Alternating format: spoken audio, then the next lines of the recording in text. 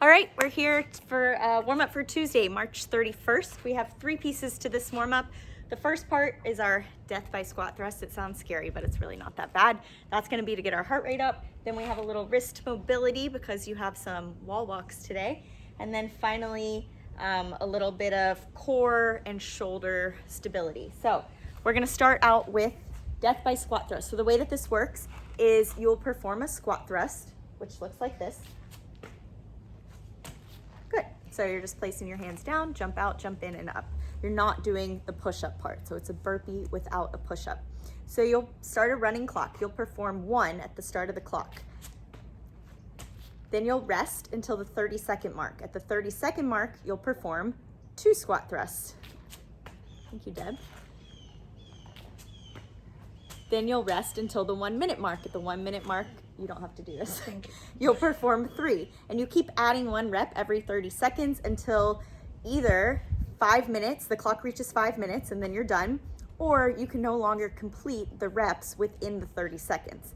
Now, if you get to that point, so say you get to like the 8th round and you only finish 7 within the 30 seconds, then you're what we're gonna call out, and you're going to go down to your forearms, I forgot to tell you this, and you're gonna hold a plank. Yeah, you did. Until the clock reaches 5 minutes. So you're gonna hold a plank for the remainder of the time. Make sure to keep that butt down, squeeze the butt, tuck the hips under, good. Until the 5 minutes is up, and then you're done. So that's part 1. Thank you, Deb. Part 2, you can stay on there. You're gonna come down to your hands and knees. We're doing some wrist mobility. So first part, your fingers are facing forward, and you're gonna rock forward and backward. So we're just getting a little stretch through the front of the wrist. All right, from there, after you do 10 rocks, you're gonna turn your fingers facing you. This one you'll feel more in the forearms and the back of the wrist, and you're gonna do 10 rocks here. After you've done 10 here, you'll turn your fingers out to the side, and you're gonna do 10 rocks side to side. Throughout all of these, we wanna make sure that you're keeping your arms straight, so we really feel it in the actual wrist, and you're not bending your arm to get more movement. After you've done just 1 round of that, hopefully the wrists are loosened up, you're gonna clasp your hands together and you're gonna do 10 wrist circles in one direction and then 10 in the other. The key here, again, like we said last week, is to not move the arms. You're not like stirring something. So think about pushing one palm into the other. That should make it easier to do this. If you're loose, it's a lot harder. So push your palms together. Easier, maybe? Maybe. All right, the last part of our warm-up, we have 3 rounds for quality, not for time, okay? Now, don't, like, if it takes you longer than 5 minutes, maybe you're going a little too slow, but 3 rounds for quality. We're starting out with our Panther shoulder taps. We did these last week.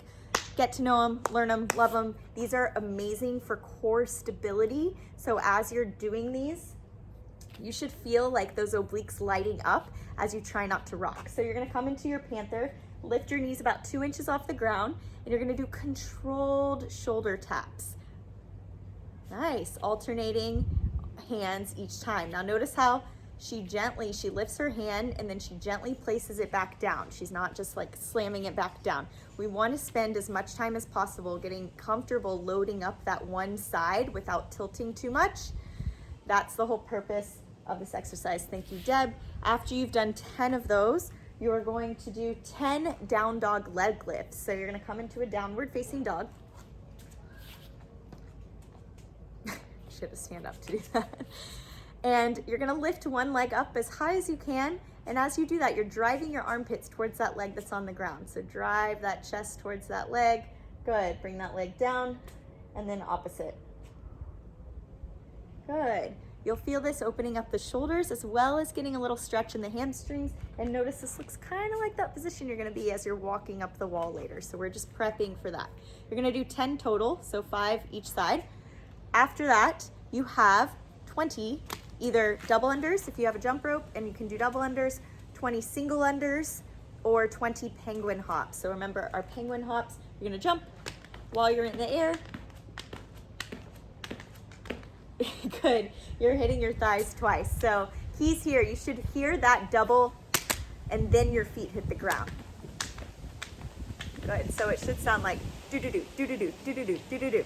That's how you know that you would be spinning the rope twice while you're in the air. The other key is keep your hands close so that you can actually do the taps fast. If you're out here, it's really hard. Okay, a penguin is like this, not like this. What animal is this? I don't know. So after you do 3 rounds of that, you are done with your warm-up and you're ready for some wall walks. Get it?